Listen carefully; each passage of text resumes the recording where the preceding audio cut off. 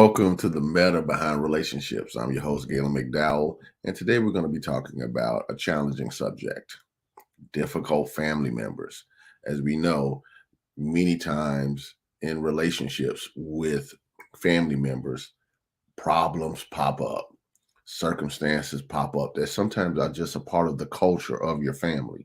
So, today we're going to look at how to deal with problematic or difficult family members in a way that's holistic, in a way that still empowers you as an individual and still allows other people to have the freedom to show up as they choose to show up.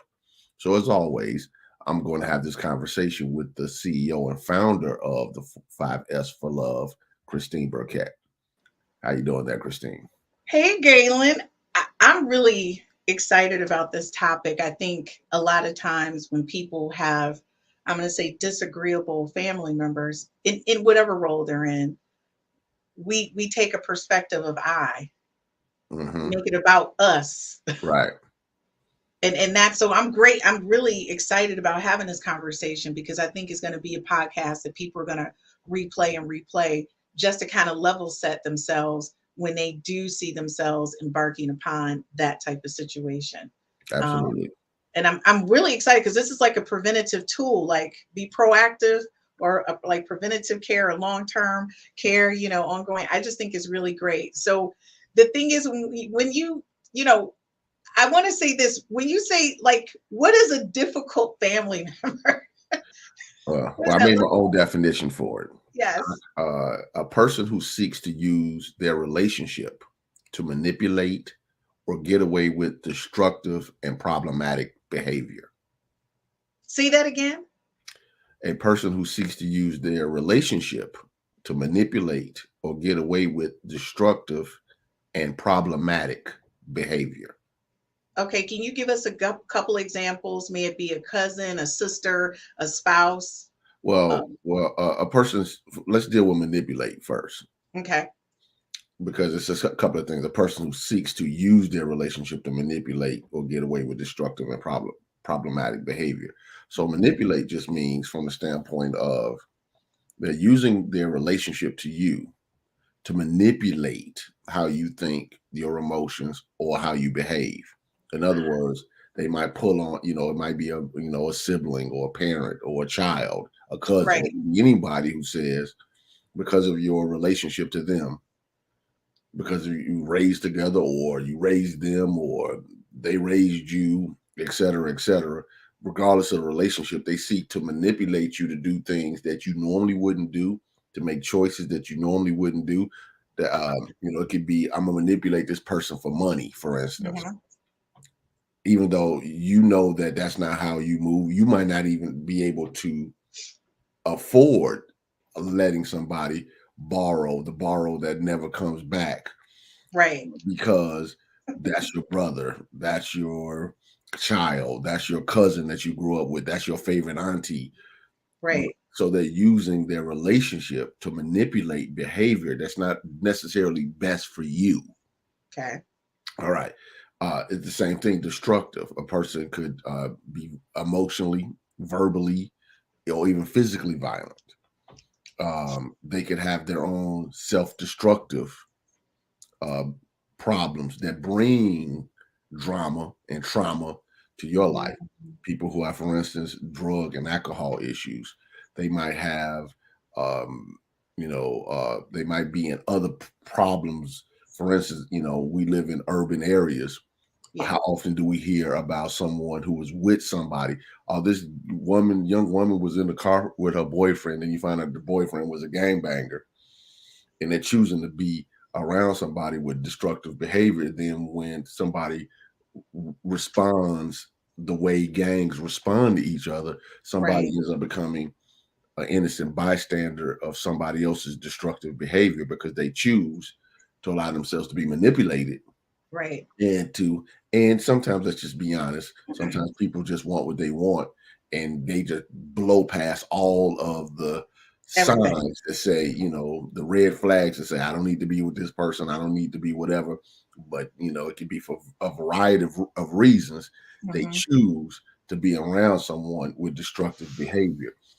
Problematic behavior could be anything that um, another person does that affects you. I can remember someone who I know had a situation to where they woke up and you know their uncle was just asleep on the side of their house, barely clothed. So I guess they just partying.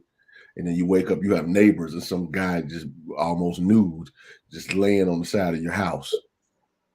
That creates like what now if you're What's that neighbor, happening? if you're a neighbor of that person, you're like, Right. what you got going on over there? Over there. You know, so and those type of situations and circumstances happen consistently. And what I mean by that is this: anybody can make mistakes, but when Right. people consistently seek to manipulate, when people consistently show up in destructive and problematic ways, that can have an effect on you, or they're seeking again to have you think, feel, speak, and act in ways that are inconsistent with you, how you normally do things, then it's a Mhm. problem. Now, obviously, this can happen in relationships. I know, Right. couples, we've all seen it to where men or women have manipulated their significant other to behave in ways that don't make sense. Right. Right down to um, in Chicago, and it happens around the world, where, for instance, some drug dealer gets a woman to carry the drugs, and she gets caught. Right. You know, it's not something that she would normally do, but you get manipulated. They use Mhm. their love, the love you have for them, to get you to do things that are not in your best interest. That's Mhm. probably the best way to say all of it. Anytime somebody is seeking to have you do things that's not in your best interest, then you need to stop and evaluate it. So, Galen, when you say that, and I always say, you know, how can I'm trying to be nice, but I don't know if I can say this in a nice way. A lot of people just don't have enough wherewithal or common sense to even recognize until, how can I say this? There's a history, years, a Mhm. pattern. And at this point, it's really shifted your mindset on how you feel like you should be a part of that. So when Right. you think about the first thing that you said, which was, A person who seeks to use their relationship to manipulate. so manipulation, and that's one of the things that totally cracks me up, especially in personal relationships. Where you're talking about the dating process, the interview process, the marriage. You know what I mean? And when you look at that, manipulation comes in so many different forms. So Hmm. how would you handle a situation where it's your spouse that's manipulating you, but you feel like you may or may not have the voice to communicate what your concerns are? Right. Now, let me first of all state that I think there are times where manipulation is not always a quote unquote bad thing. And I know that's hard to hear a minister say, but let me give you an example of, and Thank then you. I'll answer your question. Yes. Manipulation could be setting the mood for romance. That's Mhm. manipulation. Okay. Wearing something that your husband likes, lingerie and things of that nature, or the dress he loves to see you in. But wait a minute, Galen, if you're doing that to get a new car, a new fur coat, though. All I'm saying is that's Switch. that's not what I'm talking about. Okay. Exactly. So, I'm folks, saying listen. right. I'm using that to just say Mhm. that there are times when putting your best foot forward Right. is a form of manipulation. So let's just be Okay. clear about that. When we walk outside the house and we're dressed a certain kind of way, that is to manipulate perception. Right. All right. Perception. Okay. I used to go and speak at a particular church often, and they would say, "Everybody here's relaxed. How come you have a suit and tie on all the time?" I said, "Well, this is how I show up." But what I was That's true. actually doing was manipulating perception. Hmm. All right. Exactly. When I show up with this suit and tie on, looking professional, and nobody else is, why is he the outlier? Why, Hmm. I was doing it intentionally. Now, Hmm. then there's manipulation that's not for somebody else's best interest. All right. including a spouse. So when a person is trying to manipulate their spouse, for instance, as you brought up, to do things that intuitively it doesn't feel good. Okay. It goes against your intuition. It goes against your gut feeling. It goes against your integrity. It goes against your Right. morality. It goes against your ethics. If a person that you're with is trying to get you to violate your sense of being, then what they want is more important than your well-being. Say that again, that their want. Yeah, what they want is more important than your well-being. You know, and that's not just in a marriage or relationship. That's in every relationship that you interact with. Right. And so the thing is that how would a person begin to recognize it if they don't? You know how people say, well, you know what, this always seems not to work out. It always seems to work out their way. And I'm like, well, what are you not recognizing? That this person is manipulating you. So here's a great example. If you have a kid, may it be a child or adult, who's constantly coming to you for money, and as they get older, at some point that's got to stop saying go to my pocket. It's still older one. Just go to my pocketbook and get what you need, No, right? No, at some no. point you're going to realize that's a form of manipulation. It was okay when they were growing up. They getting a little dollar, a little quarter. Now they taking out hundreds, 20s, 60s, putting gas in their car and doing this and doing that. Next thing you know, you're being manipulated because you need to listen to the conversation. So it's like, how do you take ownership of not being manipulated? How Okay. do you So, take ownership of that? well, let me first of all address the example you gave, and then Okay. I'll deal with the larger question. In my opinion, the example you gave is manipulation on both ends. Okay. It's codependency, and codependency is a form of manipulation. Okay, it's a game that's being played. Uh, Hmm. that person is knowing that they can get money out of you, and you knowing that this person has to come and rely on you. So even though you're complaining about it, there's an aspect of you that still likes You to be want it. needed and wanted Yes. in that particular way. Yeah. And it's a certain level of control because Yes. you control the lever of when you can and when you can't and whatever. So it's actually in my opinion, in that situation and scenario, it's manipulative on both ends. One, it's a projection on both ends, and um, it's it's it's literally a I meet no one but me situation. Oh my gosh. By the way, everybody is asking for a replay on that. Yeah, so I just bring go it up back every there. week. Go back Yes. in the YouTube video so I don't have to explain the I meet no one but Right. me all, Right. all over again. Yes. But you're meeting yourself in that situation and circumstance. Hmm. Okay. Hmm. What aspect of me likes to be manipulated? Manipulated. Uh, but you don't read it, you don't interpret it as manipulation. You might Hmm. interpret it as wanted, needed, I control, I Right. dictate. This person comes to me. It's a lot of factors that go into it subconsciously. Hmm. So to deal with it overall, a person manipulating your behavior, again, it goes back to how do you pay attention to it? First of all, how does it feel? I mean, real, just bottom line. How does this feel when this person shows up and Hmm. and they're asking you for money that you don't want to give? When this person is asking you to do something that you don't want to do?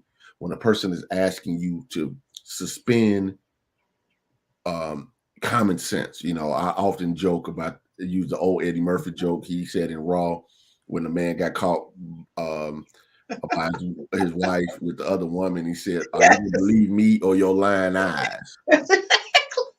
I love that joke. I mean, because because sometimes comedians hit the note right Exactly. right on tune. Yes. What he was saying was he was asking his wife in the joke that Eddie Murphy gave to Right. suspend Right. not only your common sense, but literally what you physically saw. Come on. Forget it. And there will be people who will allow that situation happens. It that, does. that will allow themselves to be manipulated because of emotion and because it's just because they want to be with a person so bad that, or they don't want their life to change. In other words, Mm-hmm. when you got to make hard decisions, that means your life changes. Mm-hmm. So it's better to ignore than it is to address. You know what, folks? Manipulation, whether it's done voluntarily or you are just open to it, you have to shift your mindset on how you manage things. And we are going to replay I Meet No One But Me. Why? Because I think all of these conversations kind of go back to that. Folks, we're going to take a quick commercial break. And when we get back, we're going to talk about how to deal with difficult family members. I need to know this. I think I got a difficult family member situation coming up. We'll be right back after this quick commercial break. My name is Christine Burkett, the inventor of the 5 F's to Love. This is a compatibility app. It's an app that gives you an opportunity to rate words that start with the letter F in chronological order of importance to you, to help you find your one true love, your soulmate, and the person you're going to spend the rest of your life with. So after you've taken the time to rate your F's in chronological order, you send a link to the person, I don't know, you just met, or the person you've been dating for quite some time. Or maybe it's the person you've been married to for 30 to 40 to 50 years. And then you compare your top 5 F's to find out what things you have in common and things that you may perhaps need to work on. This is taking a simplistic perspective on how to find your one true love, your soulmate, the person you're going to spend the rest of your life with. And thank you for downloading the 5 F's app.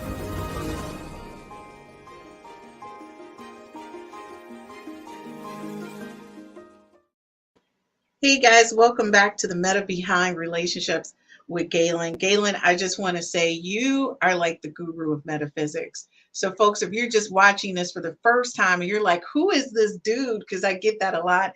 If you go to YouTube and just Google Gaylon McDowell, you will see that he has followers from all over the world. He is the guru of metaphysics, and he's helping us understand using metaphysics and how to manage our relationships, all relationships, your relationship with yourself, with other people, with your money, with your health, with your ideas, your thoughts, your concepts, all of those things. So if you're just joining us for the first time, one, this is a pre-recorded session, and two, he's the guru. That's why he has his own show, because we're here to talk to the guru about relationships today. And one of the main relationships I think we all have is just dealing with family. So now that we've kind of isolated what is a difficult family member, now we're going to talk through how to deal with that difficult family member. And are we going to talk through each one of those layers that you previously discussed, or overall? It depends on the questions you ask.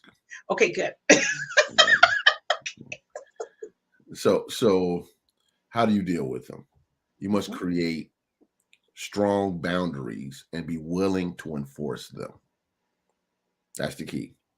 Because if you clearly communicate the boundary and you're unwilling to enforce the boundaries, in other words, the crossing of these boundaries create instant consequences, then they're not boundaries. What are they? They're wishes. Hmm. Yeah. For I like example, I never forget hearing a guy years ago, this probably 2010, 11. I was listening to a speaker. His big thing is create boundaries with everybody in his life. Okay, I clearly communicate what works and what doesn't work for me, and if it doesn't, then this is what I will do. Right. He was big on it. He is big on it. I'm not gonna say his name because I don't remember his last name, and I don't want to send somebody off to somebody else. They're like, anyway.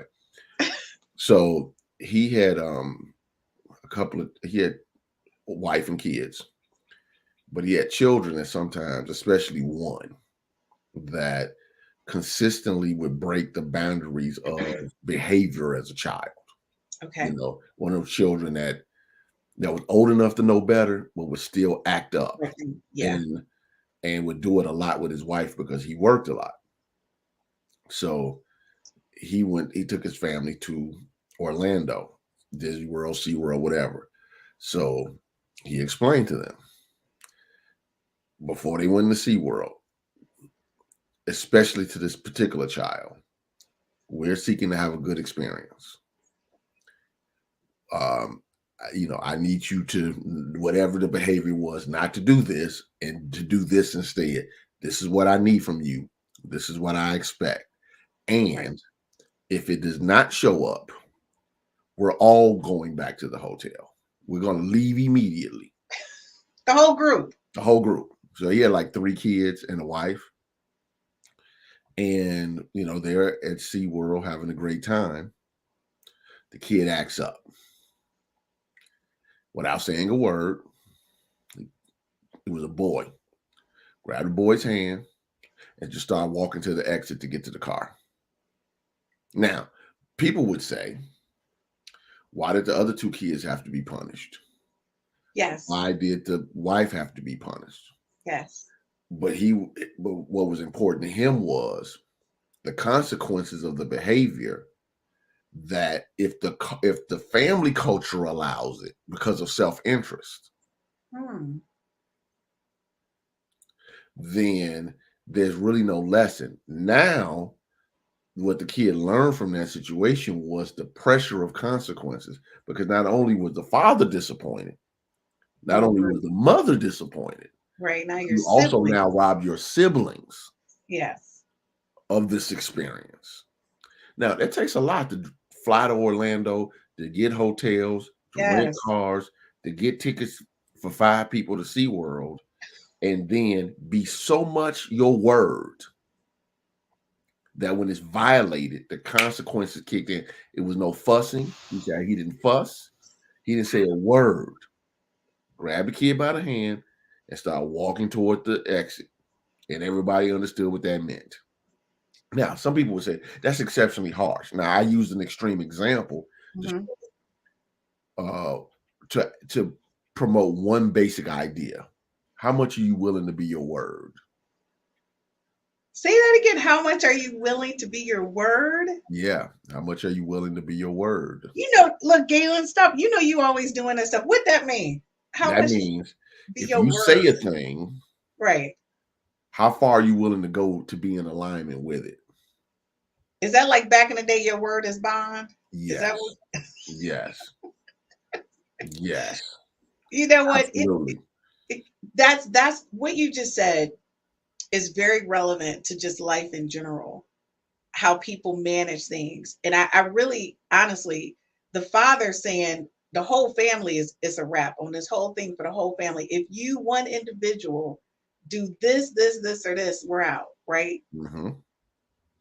The consequences of that child's actions now impacted the entire family, right? And you're right. Some people would say, well, that's not fair. The father and the son should have left and let everybody else have fun. So what's the rationale behind him not making that decision? Because it was a group understanding. This is what will happen. Right. Because here's the thing. What children don't necessarily always understand is how their behavior affects the community. Right. Okay. The family. All right. Right. So they think that I do something and this is isolated and it doesn't affect me. But nobody is an island. What they do affects other people, even when they don't necessarily see it. Mm-hmm. So the kid learned a really early lesson, because here's the other thing that we have to be clear of. We sometimes we don't give enough credit to kids about how they use manipulation on their parents and family situations.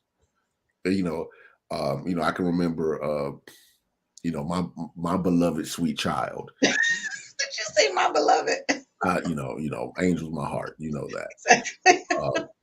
And I remember a situation where her mother, her mother would come home and say, Angel acted up at the mall, and she never misbehaved around me, ever. I mean, Daddy was the light, so she was always on best behavior. But so when I would hear her say these things, mother, I was like, nah, not my kid, and that don't make sense. I was like, you must be exaggerating. So one day I had to meet them. I don't even know if I think they're closed now. She was at a Sears with Angel, and Angel's like maybe 2.5, 3, that time, that space. Yeah. They sometimes would clown. 2 years, I think she was 2. And I show up. She didn't know I was there because I met them there. So I guess she wanted something, didn't hit the floor. Right. And I just walk up. Now I'm standing over her now, and she's on the floor clowning and having a tantrum.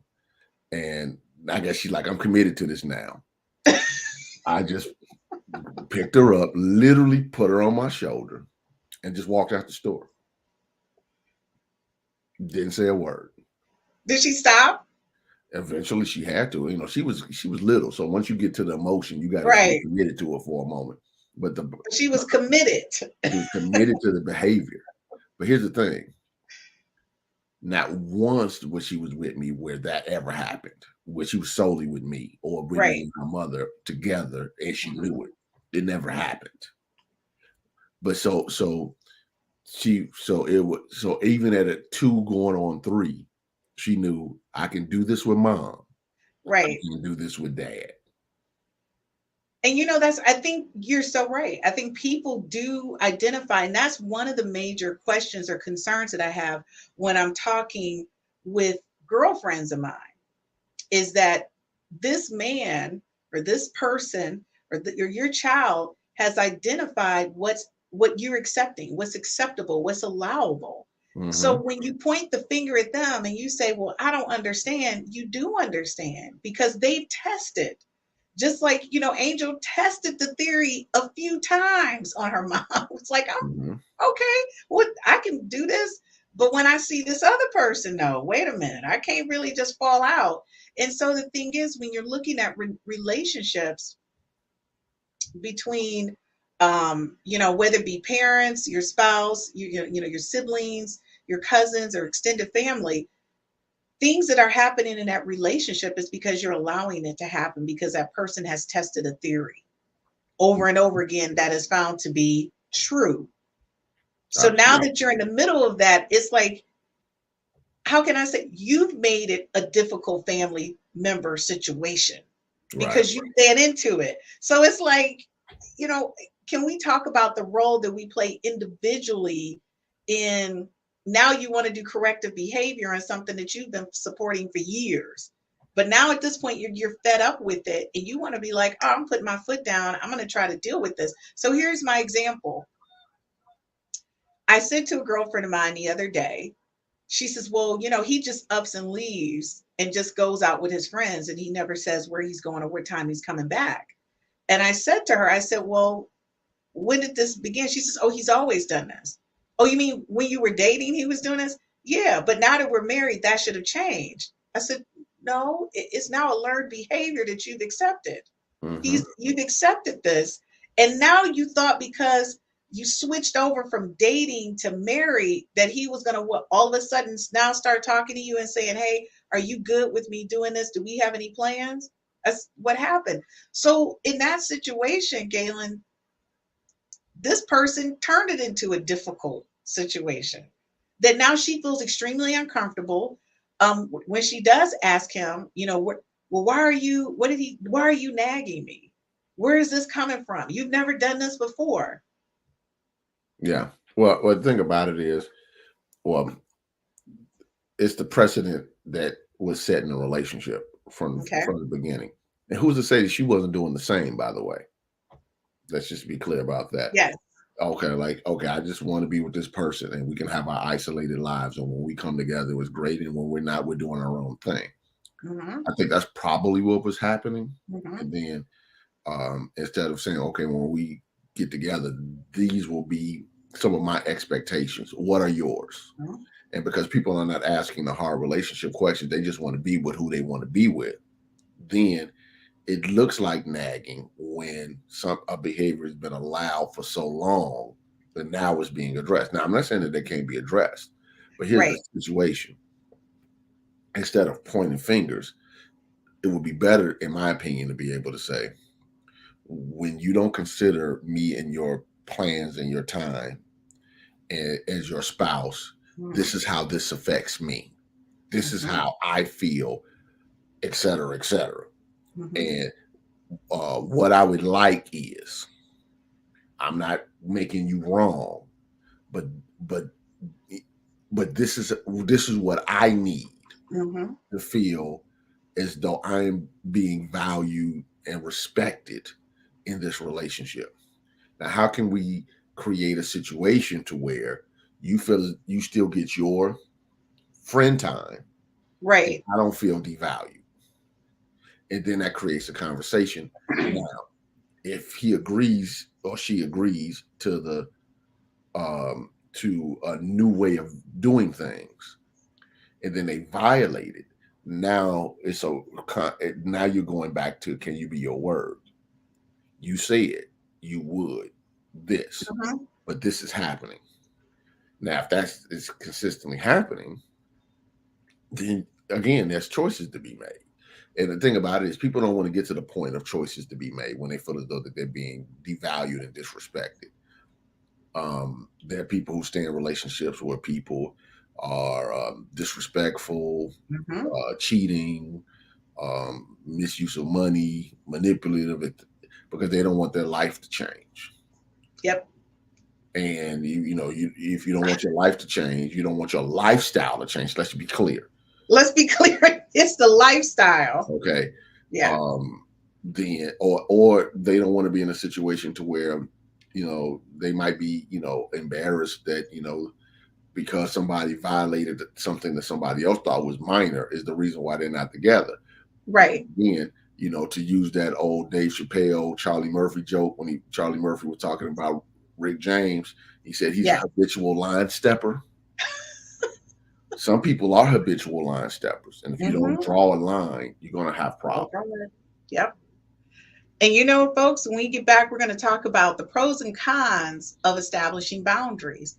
That is something that when you're dealing with difficult family members, just period, relationships, you've got to establish some pros, and you have to establish some boundaries. But we're going to talk about the pros and cons when you don't do it and when you do it, because like Gaylon said, your word is bond, honey. You got to think about that and what you're really ready to put the bond on.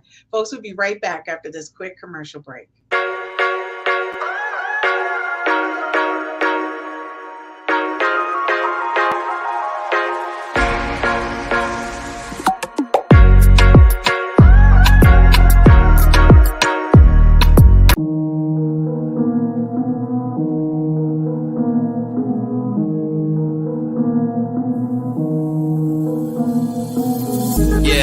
What's up with it? Do it cause I love it and I stuck with it.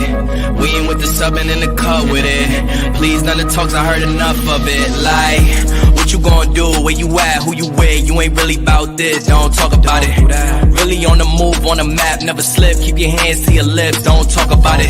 Real eyes, real lies all the time. Stand on it, if we said it, we don't walk around it. Loose lips, ain't shifts, red cup, blue strips, new phone, who this? No, we don't allow it. Really on go, I don't know what's an off day. Now we on road, came from smoking in the hallway. Now we got shows, boys feeling like Broadway. Always look both ways, even on a crossway. Driving down Cross Bay, out town Barclays. Really on big things, came up a small way. Championship rings, baby, that's a ball game. Oh, she want a little bag, baby, that's small change. Yeah, that money talk. If we ain't cool, then cut me off. No breaking news, don't run your mouth. Thought it was the plug, now he running off. Thought it was a plug, now he running off. What you gonna do? Where you at? Who you with? You ain't really about this, don't talk about it. Really on the move, on the map, never slip. Keep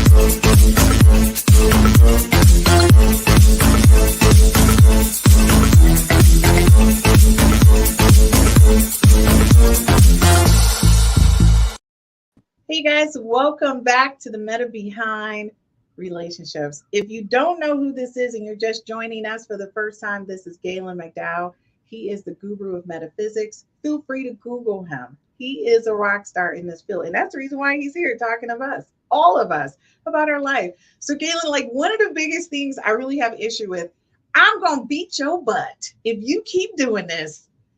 Why do we say that and we don't mean it? We set that up as a boundary. Like, if you cross this line, little boy, little girl, I'm getting ready to get you. And after a while, the kid, like, they not spanking me. This is like a joke, lady. Well, yeah. Well, I'm not pro spanking. Oh, But yes. just in general. Or you can say, I'm taking your phone, or you won't punish me. No. Whatever the consequence is, yeah. I get what you're saying, because they know you don't mean it. It's bluffing. Exactly. Mm-hmm. Okay. When I was growing up, to use the nicer version, don't write a check your butt can't cash. But most of the time, people don't care because because they never have to deal with the consequences of it. But I think now that we're dealing with situations and circumstances where people can violate their word or even say things, like social media bullying, for instance, or people can say things online because they don't ever have to deal with the consequences of actually seeing a real person. Exactly. Walking down the street saying, "What did you say about my mama?" Type thing back when we were kids. But to go back to your initial question, if a person knows that you're a dog with no teeth. Did you say a dog with no teeth? Yeah, all bark, no bite. then they're not going to behave like they normally would with a regular dog. Okay. Right. If you knew that the dog that got out of the yard had no teeth, then most likely you're not running. You're not running. Okay. Consequences or potential consequences can create corrective behavior. Now, if a person chooses to still do it, knowing that the corrective behavior is what it is, then they're just doing what they want to do. For instance, criminal behavior. How many people, that are in jail right now for the same crime? Same crime. They know that there's consequences to their behavior, but they're willing to risk it because they have a mental program. Right. Through years of culture, conditioning, and programming. Right. That shows up a particular way, which means, yes, they are making choices at a level, but it's habitual and it's so strong that it overrides their normal common sense. Yes. Now, so when you're dealing with family members, you'll have some people that are just habitual, right? That have habitual behavior that it's going to show up regardless of who the person is. They're going to do what they do regardless of the consequences, or they'll risk the consequences because they just want what they want. So when you're dealing with those type of situations and people, let me say those people and situations, because the people come before the situation. Right. That's when you have to do some reevaluation, because there's some kids that don't care about the whooping. For instance, there were certain things I just didn't like to eat when I was a kid. And my mother knew I was willing to take the whooping. For the food that you didn't want to eat. Yeah, I'm not eating that liver. I'm not eating that gizzard, oh, yeah. Or whatever that she made that I didn't like. Yeah. I'll take the whooping. I had no problem with it. The pros and cons, when she said you crossed this line, you was like, I'm willing. I'm willing to deal with the fallout. Yeah. And you're right. And people need to deal with the fallout. When somebody crosses that boundary, that line that you put there, are you willing to deal with it? Yeah. Are you just gonna walk away? And here's the thing. What it did was create new boundaries, because it made her realize, okay, why am I forcing him to eat something he really doesn't like? So sometimes it's necessary to stand up to boundaries that have been created. Okay. So I'm not saying that nobody should ever cross a boundary if the boundary doesn't make sense for you. Okay. So in that instance, she created boundaries I didn't like. And I said, okay, if you don't eat this, you're going to get a whooping.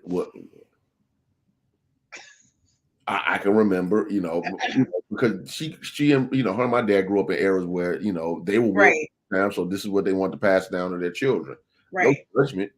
It is what it is. Right. I can remember when, when I got a certain age, where she was still trying to do the tough mom thing.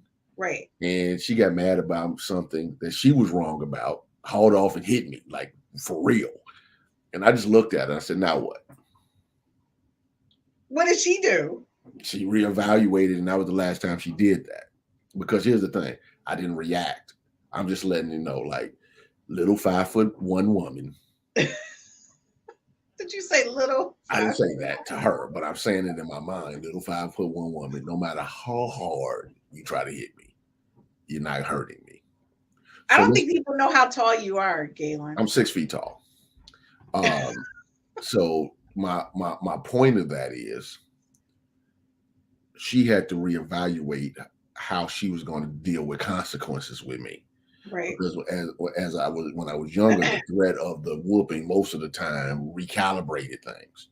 So I'm not saying that, okay, never challenge a boundary, because I think it's the job of, and specifically with a parent-child situation, it is the job of a child to reestablish boundaries, because sometimes parents tend to try to parent at a stage that the child is no longer in. So life is not just, okay, we fixed it. Like, people think of it like a mechanical thing. You set it and this is the way it is. Yes. Life is more like a tightrope. When Yeah. you see people walk on a tightrope, they have the bar, Yes. the pole, because they're always, every step requires new balance. Yes. And what ends up happening is life is about back and forth. But when you start talking about manipulation and destructive and problematic behavior, that's different. Then it's different.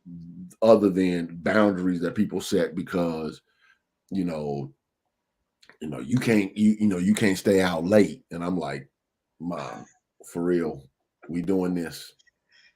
And sometimes so that's the part of children challenging boundaries. I don't want people ever saying, Martin Luther King was challenging civil law boundaries based upon racism issues. Okay, so those things should be challenged, and rightfully so. When things are showing up in a unjust way, when things are not showing up in ways that are oppressive or suppressive, they should be challenged. I'm not saying that boundaries should never be established, because it's easy to say, well, the society set the boundary, you have to live within it. No, I'm not saying that, because those are destructive boundaries in and of themselves, and destructive and problematic people will set up destructive boundaries that have to be challenged then. So it's another way you can flip this completely. Right. That's a whole different dynamic, which lends to like my next question is, and I get a little mystified when people need to start thinking about, how do I remove these people from my life? Like literally, how do I remove them? And Okay, well, I think because if it's a kid, you're trying to figure it out. And if it's a cousin that you grew up with that's like a brother or sister, you're having a hard time with this. And especially if it's a parent. Yeah. So what I would say is, when should you remove a person from your life? Yeah. When your boundaries are consistently broken, and when their self-destructive behavior isn't consistent with the life you desire. Say that again. When your boundaries are consistently broken, or when their self-destructive behavior isn't consistent with the life you desire. With the life you desire. Yeah, not them, you.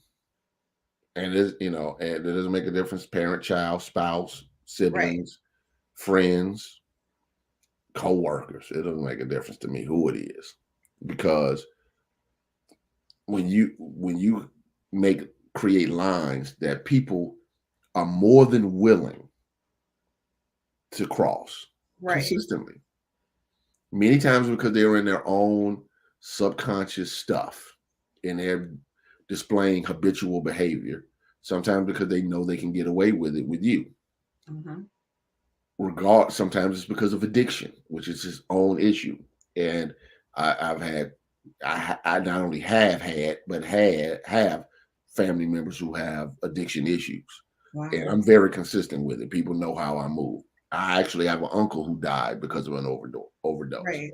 So I'm very front and center to the addiction issue.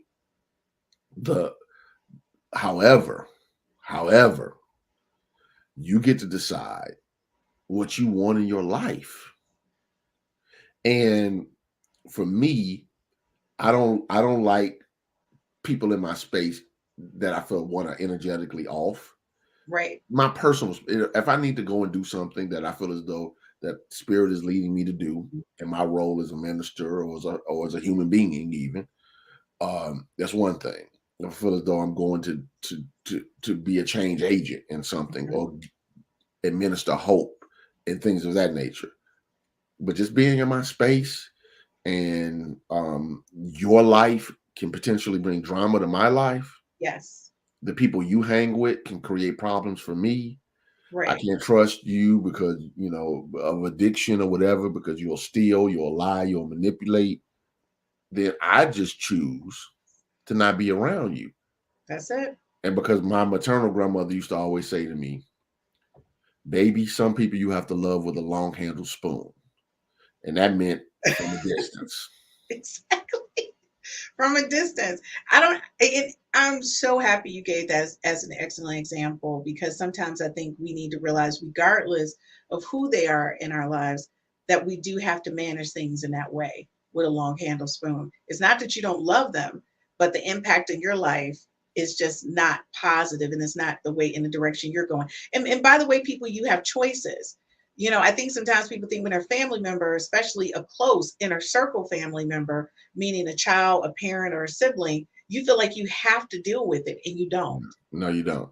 No, You you don't. don't. And the thing about it is the other people in your family will try to manipulate you to deal with it because they choose to deal with it. Right. So when you're dealing with a difficult family member, it's not just the family member. It's everybody connected to it. Why are you being so hard? Why are you doing this? Why are you not doing that?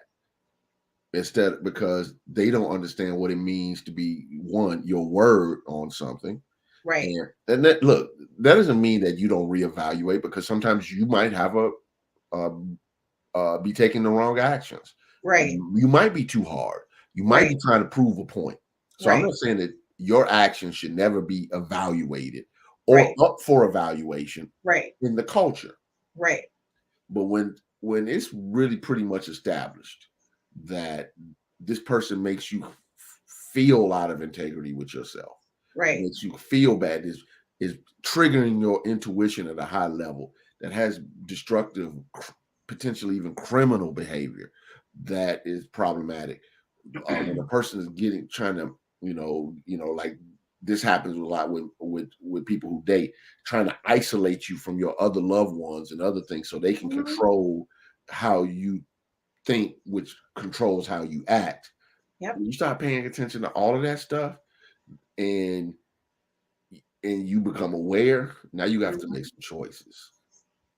Folks, life is all about choices. And if you're listening to the guru, honey, of metaphysics, understand every choice you make is going to have an impact in your life, may it be positive or negative. And when we get back, he's going to explain to us what is accept ×3, because I need to know that as well. Because I need to know if I'm doing it ×1, and I need to double down on it and make it a 3. So folks, we'll be right back after this quick commercial break.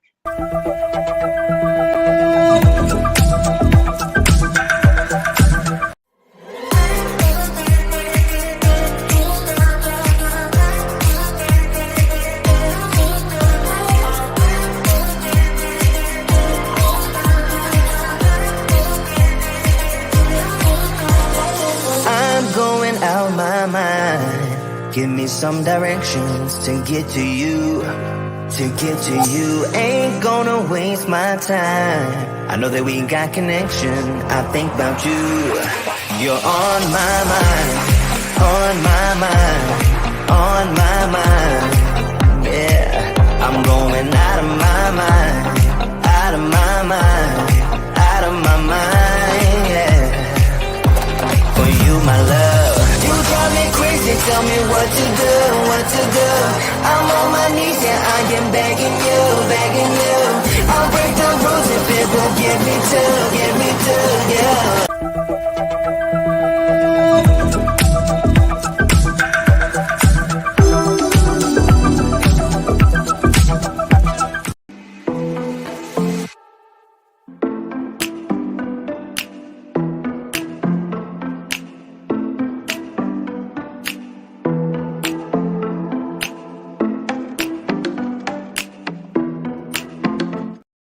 Hey guys, welcome back to the meta behind relationships.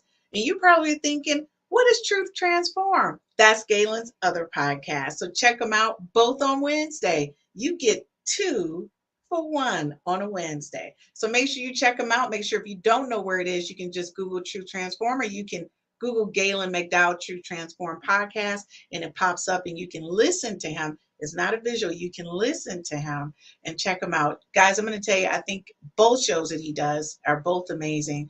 They come from, the infrastructure is the same. It's about metaphysics, but they kind of go this way, but they also come together. So all I got to say is you got to check out both. I'm always excited. If I can see Gaylon, and sometimes I do see Gaylon on YouTube 5 times a week. I go back and watch old lessons. So Gaylon, I need to know about this ×3. And of course, folks, you know he has homework. So after he explains this ×3, you know I'm out because he got to talk to y'all about y'all homework, which is also my homework. So Gaylon, what's up with this ×3? When I don't understand that. You know, we talked to, what does that mean? Okay, it's just something that I came up with in the midst of doing ministry for so many years. Accept ×3 means 1, accept the facts of the relationship. A lot of times people don't want to deal with the facts. They want to stay in their story. Mm-hmm.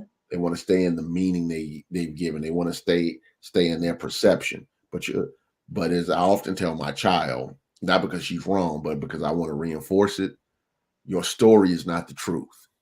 Mm. It can align with the truth, but your story is not the truth.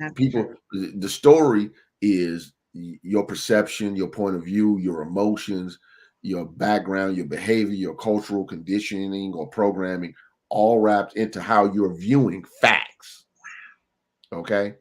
So if you want to deal with a relationship in a powerful way, the first thing you have to do is accept the facts of the relationship, not the way you want it, not the way you want to see it, not how you feel, because your feelings are not facts. Your feelings are not facts. I'll say that again. Your feelings are not facts. To all you emotional people out there, your feelings are not facts. I'm not devaluing your feelings. Right. Feelings have a place. They're not facts, though. Feelings are not facts. Mm-hmm. All right.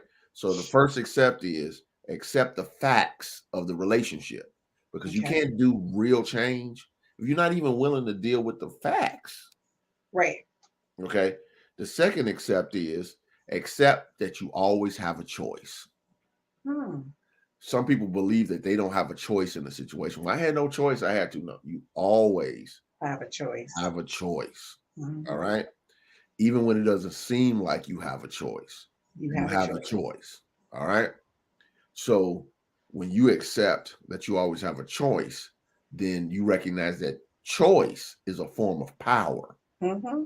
All right. That's why people are always trying to take your choice from you. Mm-hmm. Because people instinctively know that choice is power. It's like I always tell people who tell me they don't vote.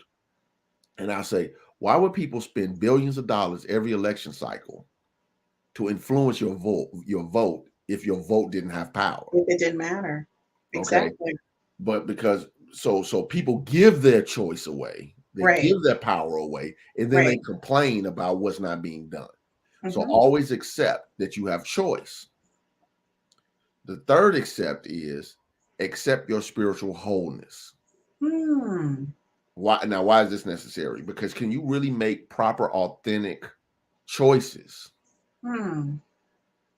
when they're out of alignment with your spiritual wholeness? Now, my personal belief is that there's an aspect of every human being that's perfect, whole, and complete, regardless of the situations. You have circumstances. You're not your circumstance. Right. There's an inner spiritual wholeness within every human being. Religion would call it the image and likeness of God, spirit, I am, whatever the term you want to use, if that's your religious belief. Some people don't have that religious belief, and I get that, and I'm fine with them having that belief. It doesn't change what I believe. So if I can behold my own spiritual wholeness, as people say, namaste, I salute the divinity within you. What that is saying is there's an aspect of me that when I do spiritual work, my prayer work, my meditation, my visualization, my devotion, my worship, I align my mentality aligns with my Okay. spiritual wholeness, which now informs my mentality to make better Okay. choices. So when I accept the facts of the relationship, when I accept that I always have choice, and when I accept my spiritual wholeness, now I'm functioning in my power. You know what, Galen? You just helped me get prepared for the rest of my workday. I think that was amazing. I'm going to apply those three things in the next 30 minutes. Now, I try to live in the world of amazing. That was amazing. So I want to say, folks, as always, you guys know I think Galen is such a rock star, and I really appreciate you lending you to this brand. I really do appreciate it. And I don't know if people understand this. I watch you even after we do this. I watch us so I can redo the lesson and not be in this moment, because there's a lot to learn. And folks, the only thing I can tell you is that once you begin to center yourself and who you are and what it is that you want out of life for yourself, everything is going to fall in alignment. But you've got to make sure that you, as I say, cross my T's and dot my I's. It's the spirituality part that we always seem to leave out of that. And that's the first thing that I start with. One of the things that I learned from Galen before I go is to start my day off with meditation. And I end my day on meditation. So, folks, you need to start crossing your T's and dotting your I's. I'll see you guys next week with the guru of metaphysics on the Meta Behind Relationships with Galen. See you next week, Galen. See you next week. So I just want to give you a couple of homework points. The first one is a book that I love. It's called The Eye of the Storm. I love this book, I with a capital I, just in case you're listening to this on the audio versions, for instance, on Apple Podcasts, by Gary Simmons. He's a Unity minister who wrote what I consider a top 5 book that I've ever read. I actually interviewed him on my other podcast, Truth Transforms. I taught all of these chapters, all of the chapters in the book, a chapter at a time. And then I interviewed him after I finished his book. So if you go over to the Truth Transforms, it's on mindbodyspirit.fm or Apple Podcasts, Google Podcasts, all that stuff. You go back years, you'll find a series on the Eye of the Storm. And read the book, go through the series, and what you'll discover is how to embrace conflict and create peace, because that's really the goal of relationships. You're always going to bump into conflict. Conflict is not necessarily a bad thing, as he explains in the book. Conflict is just competing needs, wants, and values. I want this, you want that. I think this is right, you think this is right. I think this is wrong, you think this is wrong. I need this, you need that. It's just competing wants, needs, values, and wants. This book helps you understand how to deal with those conflicts from the perspective of your spiritual wholeness. Number 2, make a list of the pros and cons of all your major relationships.